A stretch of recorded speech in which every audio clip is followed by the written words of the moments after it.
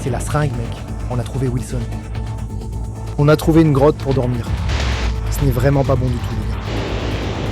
On a les premières lueurs du jour. Mon Dieu, bébé. Regardez ça tout de suite, les gars. On est là où la jungle rencontre l'océan cristallin et pur. Parce que pendant les prochaines 24 heures, les gars, je vais survivre sur cette île avec des ressources absolument minimales. Tout ce que j'ai, c'est mon sac à dos, juste là. Et ce qu'on fait, c'est qu'on descend vers cette plage à l'eau cristalline en ce moment. À partir de là, on va commencer notre survie, bébé. Ouais, descendons là-bas et voyons ce qui se passe. Allons-y. On vient tout juste d'arriver sur cette plage, les gars. Et je suis déjà en train de transpirer comme une nonne lesbienne dans un marché aux poissons, je vous le dis. Mais regardez cet endroit. On a de magnifiques plages de sable blanc. On a des montagnes verdoyantes luxuriantes. Et juste derrière moi, on a l'eau bleue cristalline. Bienvenue en Indonésie, bébé. Youpi! Pendant les prochaines 24 heures, les gars, je vais survivre avec très peu de ressources. Évidemment, on a nos palmes juste ici. Ça va vraiment m'aider quand on ira là-bas. On va essayer de trouver du poisson un peu plus tard. Et comme vous pouvez le voir, j'ai quelques autres trucs dans mon sac à dos. Regardons ce qu'il y a à l'intérieur. D'abord, les gars, on a ce harpon à main. Il va surtout nous permettre de chasser des poissons ou animaux plus gros dans les eaux peu profondes. Ça nous sera très utile pour trouver de la nourriture. Ensuite, on a un drone qui ne nous aidera pas vraiment. On a aussi un haut de combinaison de plongée. Ça va surtout me protéger, je suppose, de toutes les méduses et de tout type de créatures urticantes qu'il y a là-bas, et ça va me tenir chaud. On a juste une GoPro et des batteries de GoPro. On a un t-shirt, ça va me tenir chaud toute la nuit, me protéger des moustiques, des mouches, des sables. On a notre masque et des gants. Ça va juste nous aider pour la plongée. Et enfin, on a notre dernier objet. On a un silex et de l'acier, juste ici. En gros, ça va nous aider à allumer un feu, à cuisiner un peu de nourriture, peut-être à transformer un peu de cette eau salée en eau douce. Je sais pas, mais ça va vraiment nous être utile. Voilà, c'est tout. Il n'y a plus rien dans le sac à dos, ma belle. C'est tout ce qu'on a pour survivre pendant les prochaines 24 heures. Je pense que c'est tout. On s'est trouvé une grotte pour dormir ce soir, les gars. Allez, installons-nous juste ici. Très bien, le défi est lancé. On ne quitte pas cette plage pendant les prochaines 24 heures. On n'a pas de nourriture, pas d'eau et pas d'abri. Et il va falloir qu'on survive ici, d'une façon ou d'une autre. Alors le plan d'attaque est le suivant. Je viens de déposer tout mon équipement dans la grotte juste derrière moi. Je pense que ça pourrait être un très bon endroit pour dormir ce soir, les gars. Mais ce que je veux commencer à faire, c'est explorer, je suppose, cette côte. Il y a beaucoup de déchets qui s'échouent sur ces plages en Indonésie. Et beaucoup de ces déchets sont en fait des trésors pour moi quand je dois survivre ici. Allons nous promener et voyons ce qu'on trouve. Qu'est-ce que c'est? On a un gobelet, c'est pas très utile. De la mousse et beaucoup de bois flotté. On pourra sûrement s'en servir pour le feu, mais il faut d'abord attraper de quoi manger. Bouteille, il n'y a rien dedans. Regarde ça, juste ici. C'est la colonne vertébrale d'une seiche. Donc, quand une seiche meurt, elle laisse sa colonne vertébrale. Et ces choses flottent un peu partout dans l'océan. Tu peux en fait utiliser ça pour nourrir les perruches et oiseaux, car ça aiguise leur bec. Intéressant, mais on ne peut pas vraiment s'en servir. Donc, on le laisse sur la plage. Continue. Regarde tous ces déchets. On a ici des petites tongs, mais rien n'est vraiment utilisable. Encore des bouteilles. Il n'y a rien à l'intérieur. Bon, continuons. Regarde ça, un oursin. On peut vraiment rien en faire. On a trouvé Wilson. Ah, mon Dieu, regarde. On dirait une vieille bouée, ou quelque chose du genre. Ce truc a dû flotter en mer pendant longtemps. On dirait qu'il a été complètement écrasé. Mais ça, juste là, c'est Wilson. Il va nous tenir compagnie pendant les prochaines 24 heures. Les gars, je ramène ce truc au camp, c'est sûr. Et franchement, je suis super content. On a de la compagnie.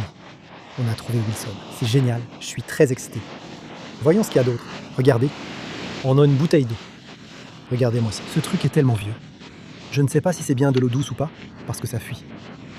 Je ne sais pas si vous pouvez voir. C'est de l'eau douce, mec. C'est de l'eau douce. On vient de trouver une bouteille d'eau douce sur la plage. Voici ce qui arrive en Indonésie. Des bouteilles s'échouent sur la plage après avoir longtemps flotté en mer. On a de l'eau douce pour commencer, mon pote. Mon Dieu, tout va changer. J'ai trouvé de vieux fils de pêche, de la corde, etc. Ça servira sûrement. Je prends tout. On a de l'eau, de la corde et Wilson. C'est un bon début. Ramenons ça au camp. C'est assez triste de voir tous ces déchets. Mais ici, pour moi, c'est un vrai trésor en ce moment. C'est un petit risque pour moi, les gars, de prendre cette bouteille d'eau. Parce qu'en fait, je ne sais pas ce qu'il y avait dedans. Des insectes ou animaux ont pu boire dedans. Elle peut être contaminée, je ne sais pas. Je ne veux surtout pas finir à l'hôpital en Indonésie. Mais si vous me connaissez, vous savez qu'on va quand même se lancer. Dans une véritable situation de survie, la première chose qui va te tuer, c'est le soleil. La déshydratation, l'insolation. C'est ça qui va te tuer. Le fait d'avoir découvert cette grotte maintenant, c'est fou. Je me sens comme un Gollum, mec.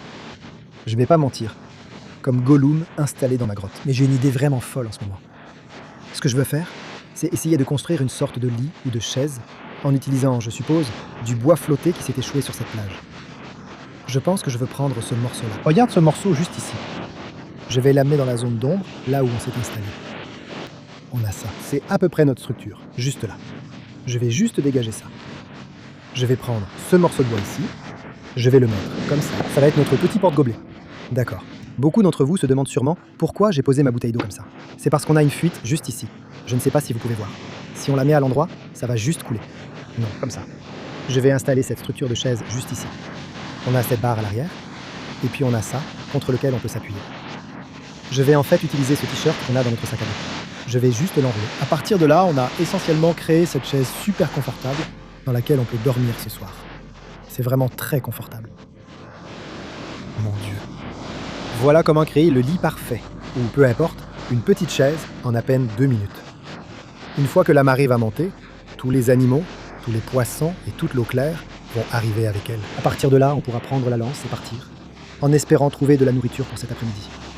Pour l'instant, on a une sorte d'abri. On a cette grotte où on va dormir. On a de l'eau, mais il faudra peut-être quand même en trouver davantage. Mais on n'a absolument rien à manger. Donc il va falloir essayer de trouver de la nourriture un peu plus tard. Mec, je parie qu'ils vont commencer à vendre ça chez Ikea la semaine prochaine. C'est vraiment aussi bien que ça. Waouh, franchement les gars, je suis super fier de ce lit ou chaise, peu importe. C'est vraiment confortable. Je suis juste assis ici à me détendre. On a notre eau juste là. Il y a un peu de sable, mais tu sais, le sable n'a jamais fait de mal à personne. Donc, c'est toute l'eau qu'on a pour tenir. C'est pas bon, mec. C'est pas bon. Je sais pas si vous pouvez voir ça. Cette eau-là est complètement trouble et contaminée. Merde. C'est vraiment pas bon du tout, les gars. Waouh, j'aurais sans doute dû vérifier avant de la boire, mon Dieu. Je suis juste allé au bord de l'eau me rincer la bouche avec ce que je pensais être de l'eau salée. Et j'ai vu ce truc flotter. On a vraiment de la chance en ce moment. Regardez. Non. Je pensais qu'on avait une noix de coco. Zut. C'est notre première trouvaille, mec.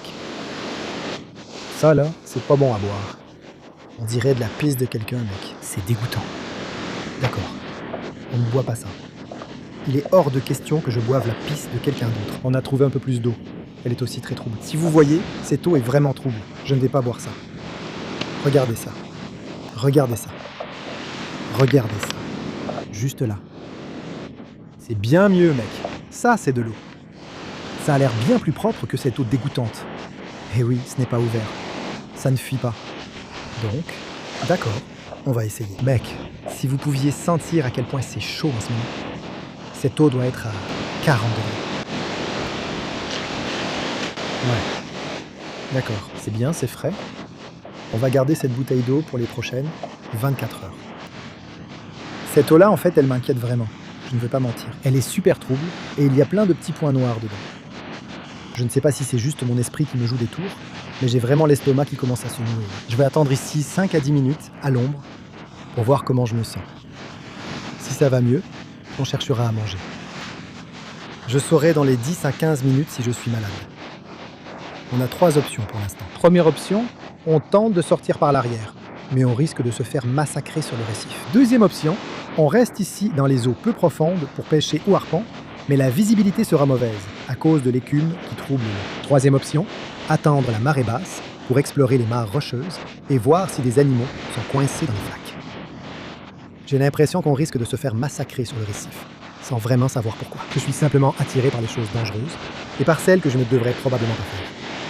J'ai ma combinaison juste ici, mon harpon et mes palmes. Je me prépare. On va aller sur ce récif, juste derrière moi. On dirait qu'il y a une houle assez solide. Je pense que c'est notre meilleure chance d'attraper quelque chose qui fera un vrai bon dîner. On pourrait aller dans les eaux peu profondes, mais je pense qu'on finirait par manger n'importe quoi. Eh ben purée. Ça se lève là-bas. Ça a l'air costaud. Allons essayer d'attraper du poisson avec cette foutue lance. On y va, d'accord.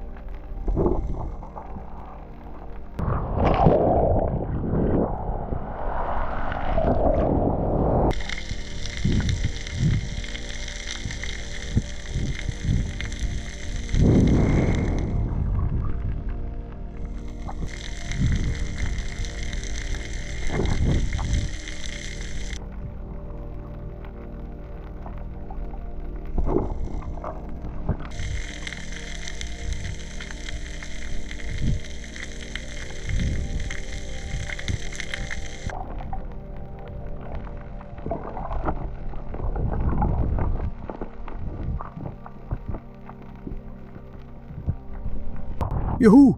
On a quelque chose!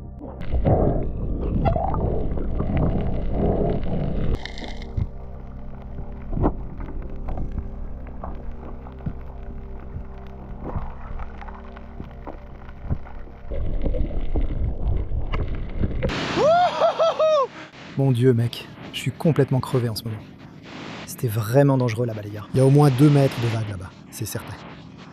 On a fini avec 2 petits poissons. Un poisson chirurgien ici, et celui-là, qui est un peu mieux. Mais laissez-moi vous dire, les gars, je ne vais pas écrire à la maison pour raconter ça à mes parents, ça c'est sûr. C'est tellement difficile de trouver de la nourriture là-bas. À chaque fois que je me mettais en position avec ce harpon, je me prenais une vague, et j'étais comme ouf, et je me faisais pousser sur le côté. Mais ouf, je suis complètement crevé, et je suis tellement heureux. On a de la nourriture, les gars. On va manger du poisson frais cuit au feu cet après-midi, avant de s'installer dans notre grotte pour, je suppose, la nuit à venir. Alors mec, je suis juste content d'avoir enfin de quoi manger. Mon Dieu. J'ai des personnes à qui me confier en ce moment, à part Wilson. Merci beaucoup, mon frère, de veiller sur moi. Mec, je suis vraiment un type bizarre. C'était vraiment flippant là-dehors, les gars. Je plaisante même pas. C'était des séries de vagues de 6, 7 pieds qui frappaient le récif. Je surfe de grosses vagues, et là, c'était vraiment hardcore. Mais je ne devrais sans doute pas embrasser Wilson. Ça ne va pas vraiment aider, mais c'est ce que je fais. Ce que je veux commencer à faire maintenant, c'est explorer. Voir exactement où on peut trouver du bois pour le feu. Et simplement trouver ce dont on a besoin avant d'attaquer la nuit qui arrive. Mais j'ai trouvé un truc vraiment bizarre ici.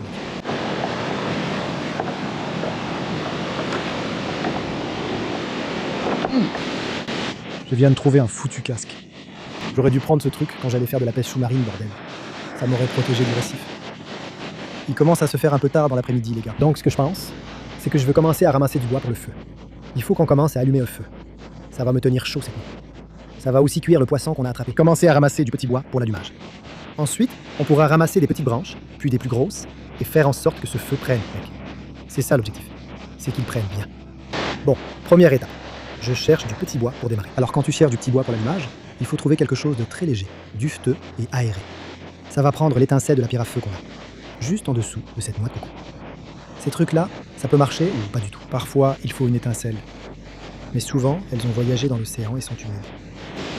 Celle-ci me semble trop humide, je ne vais pas l'utiliser. On peut sûrement trouver mieux. Regarde celle-là, elle paraît bien sèche, très légère et dufteuse. Je pense qu'on devrait essayer. Si ça ne marche pas, on trouvera autre chose. Je ne sais pas ce qui fait le plus peur. Regarde ce morceau de bois avec des clous. J'ai failli marcher dessus. Et là, une seringue. J'ai failli marcher sur cette seringue. Dingue. Vous voyez maintenant pourquoi mes pieds souffrent pendant ces missions de survie. Mec, il y a des tas de bois flottés partout. Regarde, c'est si facile de ramasser du bois ici. C'est parfait. On a notre campement juste ici, les gars. C'est ici que je vais dormir cette nuit. Donc, je vais allumer le feu juste là. C'est ici que je veux, je suppose, le démarrer et tout préparer. Cela va surtout apporter un peu de chaleur la nuit et éloigner les moucherons, moustiques et moucherons de sable. Mon bois est juste ici, tu peux voir. Tout est prêt. Ce que je vais faire, c'est simplement éplucher un peu cette noix de coco. Tu peux me voir tout déchirer. Je veux la rendre très aérée et fibreuse. Avec un peu de chance, ça prendra une étincelle. J'ai du mal à allumer ce feu, les gars. Je vais pas mentir. La bourre de coco n'a pas pris feu, alors je suis allé me promener. Et je pense qu'on vient peut-être de trouver le jackpot. Parce qu'à l'intérieur de ce fichu, je suppose, tronc ou peu importe ce que c'est, il y a l'un des matériaux les plus légers et les plus fibreux que j'ai jamais vu de ma vie. Si ça ne prend pas avec une étincelle, je ne sais pas ce qui prendrait. Les gars, vous voulez la bonne ou la mauvaise nouvelle? Je suis désespéré.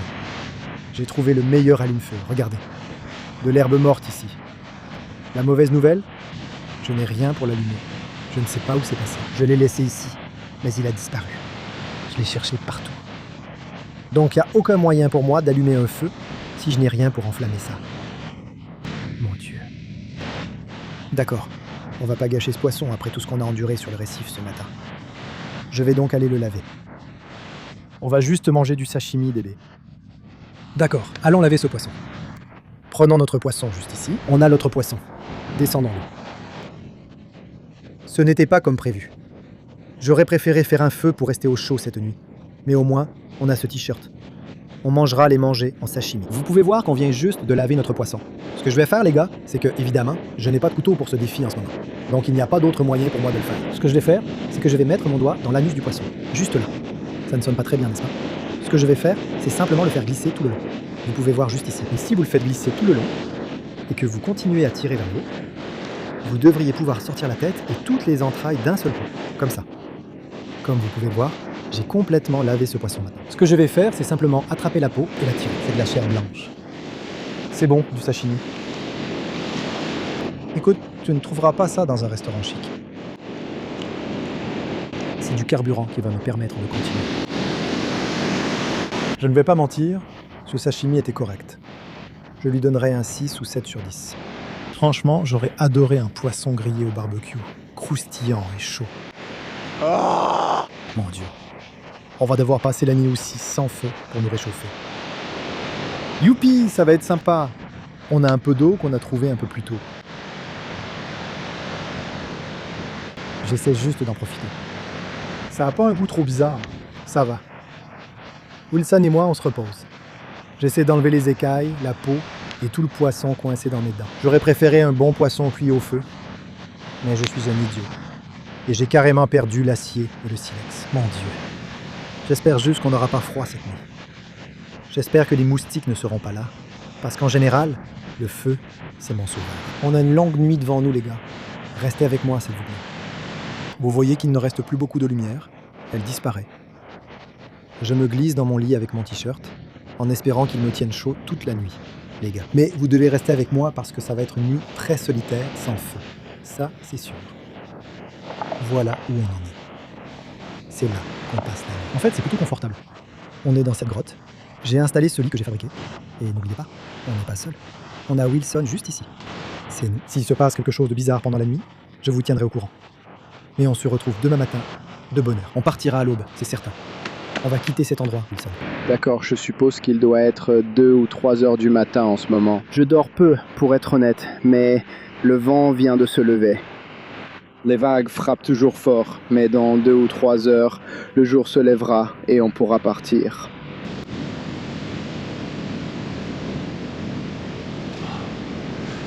Bonjour à vous tous. Mon Dieu. C'est l'aube, là. C'était l'une des nuits les plus longues que j'ai jamais eues de ma vie, mec. J'ai du sable partout sur moi. Nous avons réussi à survivre sans nourriture, sans eau et sans abri pendant les dernières 24 heures sur cette côte isolée à Indali. Je n'arrive même pas à parler, mec. La nuit a été trop longue. Je range tout et on s'en va tout de suite. Allons-y. Si vous avez aimé cette vidéo, n'oubliez pas de liker et de vous abonner. À bientôt pour la prochaine aventure. Plein d'amour. Yeehaw!